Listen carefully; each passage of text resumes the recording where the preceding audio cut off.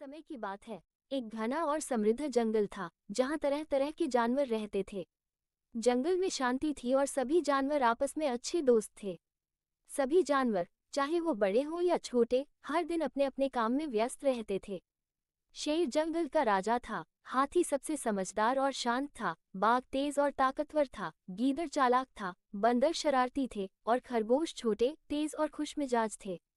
वे सभी जंगल में एक दूसरे के साथ शांतिपूर्ण जीवन जीते थे। लेकिन एक दिन एक शिकारी अपनी बंदूक और जाल लेकर जंगल में आ पहुंचा। उसका इरादा था कि वो जंगल के जानवरों को पकड़कर बेचने के लिए ले जाएगा। शिकारी ने सबसे पहले छोटे जानवरों को निशाना बनाना शुरू किया।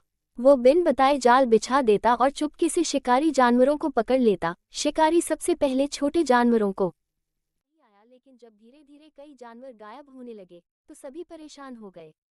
जंगल में डर का माहौल था। शेर, जो जंगल का राजा था, वह भी इस समस्या का समाधान नहीं ढूंढ पा रहा था। वो जानता था कि अकेले वो शिकारी का सामना नहीं कर सकता था।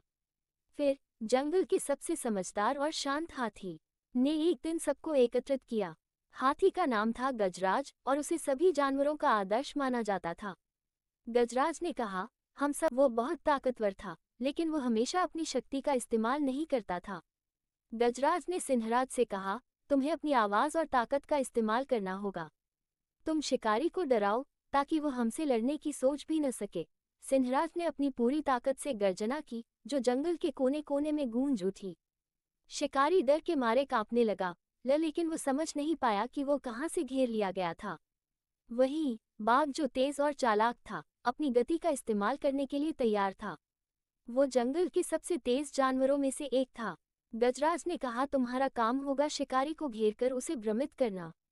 तुम्हारी तेजी से शिकारी को ये समझ नहीं आएगा कि क्या हो रहा है। शेर विक्रम ने बाघ की तेज रफ्तार से शिकारी के चारों ओर चक्कर लगाए, जिससे शिकारी को लगने लगा कि वो कहीं से भी हमला कर सकता है। गीदड़ चतुर हमेशा किसी भी मुश्किल से बचने का तरीका ढूंढने में माहिर था। गजराज ने चतुर से कहा, तुम्हारा काम है शिकारी को अपने जाल में फंसाने के लिए उसके ध्यान को भटकाना। तुम अपनी चालाकी से शिकारी को हंसी में डालकर उसे भ्रमित कर सकते हो। चतुर ने अपनी चपलता का इस्तेमाल किया और शिकारी के सामने आकर उसे उलझाने लगा। वो गाना गाने की तरह उसे परेशान करता और उसे ये सोचने पर मजबूर करता कि कुछ तो गड़बड़ है। बंदर बहुत शरारती थे। वे कभी भी शांति से नहीं बैठते थे और हमेशा किसी न किसी मस्ती में रहते थे। गजराज ने उन्हें आदेश दिया, तुम्हें शिकारी को घेरकर और उसे चकरा देना है।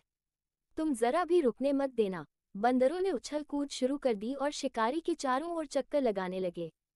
शिकारी को ये समझ में नहीं आ रहा था कि किस दिशा से हमला हो रहा है। बंदरों की उछल कूद और शोर शराबे से शिकारी की स्थिति और भी खराब हो गई। अंततः शिकारी को ये समझ में आ गया कि अगर वो यहीं रुका तो उसे बहुत नुकसान उठाना पड़ेगा। वो जंगल के जानवरों की एकता को देखकर डर गया और डर के मारे जंगल से भाग निकला। शिकारी का सामना करने के बाद सभी जानवरों ने खुशी खुशी गजराज का धन्यवाद किया और अपने अपने स्थान पर लौट गए। इस घटना के बाद जंगल में सभी जानवरों ने ये समझ लिया कि अगर वे एकजुट रहें तो कोई भी बाहरी शत्रु उन्हें हानि नहीं पहुंचा सकता। गजराज, सिंहराज, शेर विक्रम, चतुर और गुच्छी ने जंगल में एकता का संदेश फैलाया। अब जंगल में शांति और सुरक्षा लौट आई थी। सभी जानवरों ने ये सीखा कि एकता में शक्ति होती है। कहानी का ये संदेश आज भी हमें ये सिखाता है कि जब हम सब मिलकर किसी मुश्किल का सामना करते हैं तो हम किसी भी समस्या का समाधान पा सकते हैं।